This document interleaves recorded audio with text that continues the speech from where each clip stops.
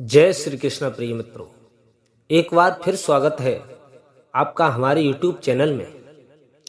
आज हम बात करेंगे भगवान गणेश का विवाह कैसे और किसके साथ हुआ।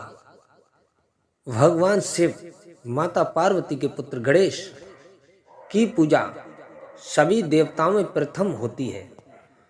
कोई भी शुभ कार्य हो, सबसे पहले गणेश भगवान को पूजा जाता है। प्रत्येक शुभ कार्य करने से पहले गणेश जी की पूजा की जाती है। गणेश जी को गणपति के नाम से भी जाना जाता है, क्योंकि ये गणों के देवता हैं। इनका वाहन एक मूषक है।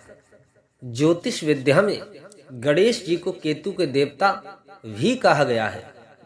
गणेश जी की रचना माता पार्वती के द्वारा की गई थी। उस समय उनका मुख सामान्य था, जैसे किसी मनुष्य का होता है। एक समय की बात है प्रिय मित्रों, माता पार्वती ने गणेश जी को यह आदेश दिया था, तुम्हें घर की पहरेदारी करनी होगी, क्योंकि मां पार्वती स्नान करने के लिए जा रही थी। गणेश भगवान द्वार पर पहरेदारी कर रहे थे। तभी भगवान शंकर का आना हुआ। भगवान शंकर को अपने ही घर में जाने से गणेश जी ने रोक लिया, जिसके कारण भगवान शिव को बहुत क्रोध आया और गणेश का सर धड़ से अलग कर दिया। ये देखकर मां पार्वती को बहुत दुख हुआ। माता को दुखी देखकर भगवान शिव ने श्री गणेश को जीवित किया। उनके धड़ पर हाथी का सिर लगा दिया और उन्हें प्रथम पूज्य का वरदान दे दिया। भगवान श्री गणेश के 2 दंत भी थे, जो उनकी हाथी वाले सिर की सुंदरता बढ़ाते थे।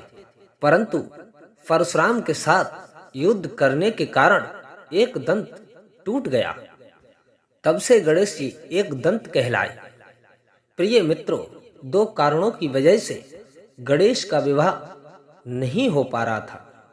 उनसे कोई भी सुशील कन्या विवाह के लिए तैयार नहीं होती थी। पहला कारण उनका सर हाथी वाला था और दूसरा कारण उनका एक दंत था। इसी कारणवश गणेश जी नाराज रहा करते थे। आइए प्रिय मित्रों, जानते हैं गणेश जी का विवाह किसके साथ और कैसे हुआ। जब भी श्री गणेश प्रिय मित्रों किसी देवता के विवाह में जाते थे, उनके दिल को बहुत ठेस पहुंचती थी और उन्हें ऐसा लगा कि जब मेरा विवाह नहीं हो पा रहा है, तो मैं किसी दूसरे का विवाह भी नहीं होने दूंगा।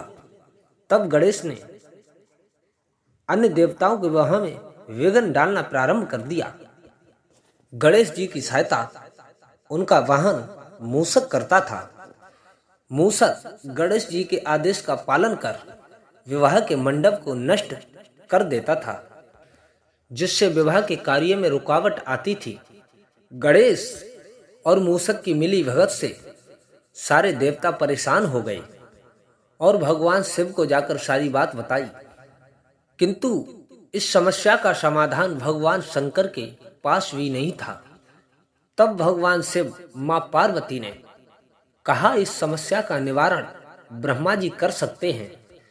यह सुनकर सारे देवता लोग ब्रह्मा जी के पास पहुंच गए। उस समय ब्रह्मा जी अपने ध्यान में लीन थे।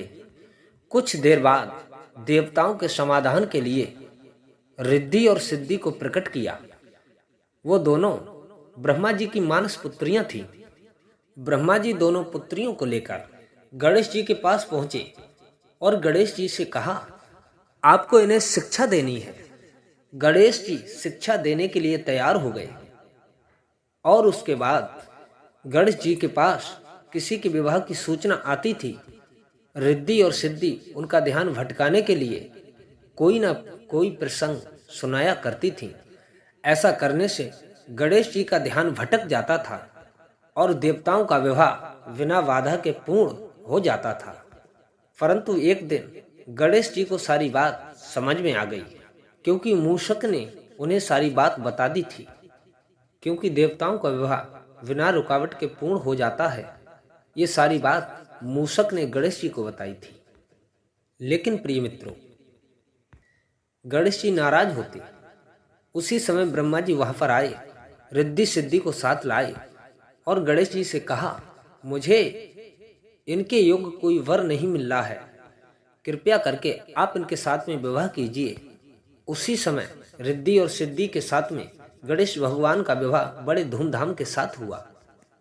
कुछ समय के बाद में गणेश जी को 2 पुत्रों की प्राप्ति हुई, जिनका नाम शुभ और लाभ रखा गया। तो कैसी लगी आज की कहानी, हमें कमेंट बॉक्स में अवश्य बताएं।